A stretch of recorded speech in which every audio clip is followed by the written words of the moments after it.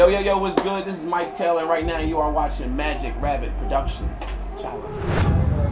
DJ B Street here. I have another Q&A with Mike Taylor, live here at Mad Decent Block Party 2014 Philadelphia. Mike, what's good, dog? What's going on? I'm chilling, man.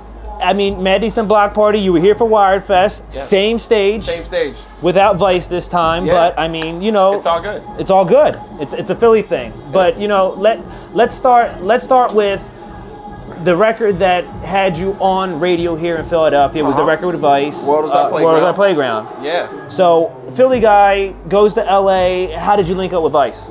I linked up with Vice. I did a record. I did a earlier version of the record. Okay. It didn't sound the way it does now. And I just went to every club with my squad, Downtown Kids, and we just turned up. And I used to go to all these different DJs and get them to play it. And one of the DJs was DJ Cheap Shot. Okay. And it was pretty much vocals with kind of different instrumentation. And me and Cheap Shot became friends. He used to drop that shit every time I stepped into the club, and he sent it to Vice. And then Vice was like, yo, man, what's up? This song needs to be bigger. What are you doing with it? And I was like, I mean, I'm just trying to do what I do on the days I do it.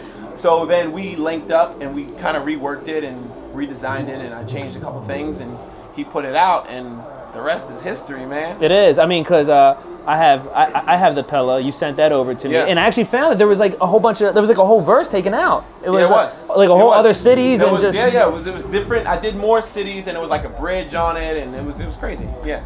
And why the? Well, my thing is, like, when I moved to LA, I went out there to do my artistry thing, but at the same time, I was really on my writer grind. You know what I mean? Mm-hmm. So I was just like writing full songs and just trying to get on and sending them to everybody. Like, yo, this is me as a writer. Because in this music industry, sometimes, you know, you're not an artist all the time. Sometimes you just write records and other artists sing them. So that was the hustle I was on while I was doing like my artistry type tip. You know what I mean? And so I wrote this full song and started sending it out, and Vice fucked with it, so we kept it moving. That's what's up. And for those that don't know Mike Taylor, I'm gonna get into I'm gonna get into the Face situation, because you were definitely another guy before this. But I mean, you're the same guy, just different name. Yeah. But I mean, you were hosting these parties at a place I play now on Thursdays. Shout out to GL Productions. But Sammy Slice was holding the party down. Silo took over, and now this new regime is in. But I mean, you've been holding the city down for so long, very long time, and doing your thing there. And then before you left, you changed your name. What was the whole artistry change name there? There's a bunch of things. So I started out, I was actually given the name, so I used to go by Two-Face. Okay. Know, for the people who don't know, Tuphace. And I started out battle rapping. And when I was 14, I was in a battle cypher, and it's safe to say I shitted on the situation. And like, my persona didn't match my talent, let's put it that way. People will look at me and didn't really understand what was about to happen, and I would do the damn thing. So when I was 14, I was given the name Two-Face, and it stuck with me. So as I came up in Philly, because I've been doing my thing in Philly for a very long time, in terms of all different like avenues of hip hop, like from dance, like the dance scene, to the spitting, to the singing, to everything, graph, all that shit. Like, I planted my seeds here because I'm from here and I'm embedded in the culture, or I like to think that I'm embedded in the culture. And I was given the name Two-Face. And as I got older, it was just one of those situations. You know, I got signed to a major label, and I started thinking about the future. And I was one of those guys that didn't want to be associated with a stage moniker. Like, I think my name, my birth name, was strong enough to, you know, to last, you know, beyond, to the end. You know what I mean? So to me, I just didn't want to be a grown-ass man with like what up, Pookie? MC gun slap. You know what I mean? Some random shit. You like 70 with like a stage moniker. It just didn't feel good to me. So I was like, you know, I kept it classy, kept it grown folk, because I want to be, you know, I'm involved in so many different ventures. You know what I mean? So it's like, I think Mike Taylor is just, it's just classier. Yeah, and especially like, you know, it cleans up like the whole change of stay moniker to, you know, once you get on that bigger plateau, you know, you're more, I can be taken more serious as an artist as opposed to like, oh. But just to be clear, yo, I was Mike Taylor in Philly. Like, you know what I mean? Like, it wasn't, I didn't change my name until like 3-4 years before I even moved to LA. You know what I mean? So it wasn't like, oh, he go to LA and change his name. It was just like, once I got to a certain age, it was like, man, I ain't want to be MC got bars when I'm 40. Like, you know what I mean? I want to be me when I'm... I want to be me. Like, you know what I'm saying? Let's start, you know, I like the name. My mama gave me that name. It is what it is. Awesome. Yeah. Now, I'm gonna bring up another situation. Just something I have to ask an artist like you. This it's kind of disheartening that I know that you were in the city doing your own thing, and that chance for radio didn't happen while you were here. It happened after you left, and it doesn't even go for artists. I think it even goes for DJs. Like shout out to Excel. I think the city respected and missed Excel when he went to LA and just started traveling, and just a bunch of other dudes that you know have done their thing. And why is that? Why can't the city support, you know, those people that are here that are doing things homegrown and while it's happening? Now that you're gone in LA and they see you, you know, with Vice, and you're doing Big Room Records and you're doing other records and you're on Red Bull, and they're just like, oh, Mike, come back. And it's like, Mike was always here. You didn't care that Mike was here. Right. So from an artist perspective, like why is that? And especially with the city. It's a catch-22, because on one side, on the flip side, I think Philly is one of the best cities to become an artist. You know what I'm saying? Like in Philly, like I'm gonna just keep it real. Like we're not fans of shit at all. You know what I mean? We hate our own teams, for real. We're a city who burned our city to the ground when we won the World Series. That's real shit. That's real shit.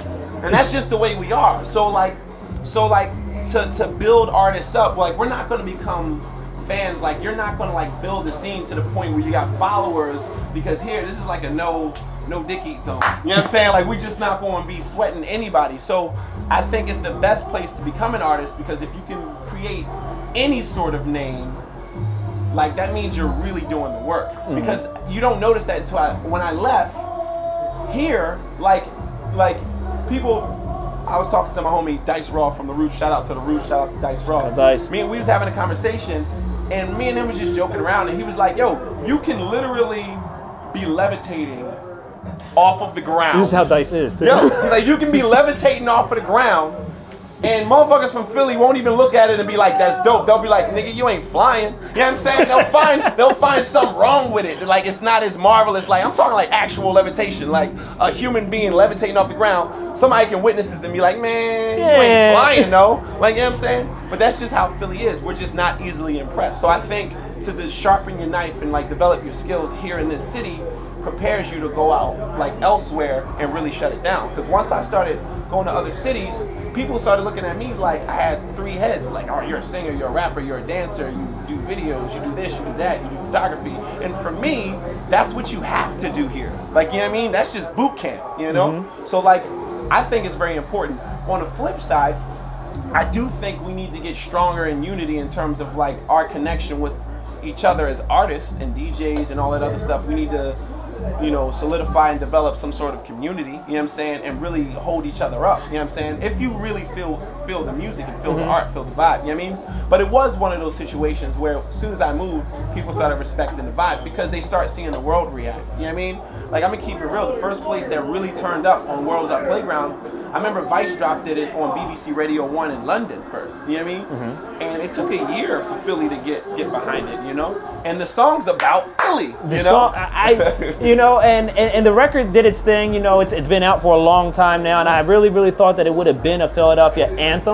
And when I still play it, I still see people that actually do know it, so it made its way, but it's just like, man, can we have more than just Flipside and the Fresh Prince theme? Like, it's cool, man, but I love it, man. On that, still, it's like, it's one of those things where Philly make you step your game up. Like, I feel like every time I come home, every time I dip into the culture, it just makes you sharpen the knives. Where it's like, it's not a dick ride city. Like, people are not going to gas you up for the sake of gassing you up on some, like, you know, Hollywood BS. You know what I mean? People gonna keep it real every day, all day, 24/7. So I don't know. I appreciate Philly for that, and I think they should stick to it. You know, they should support their own a little more.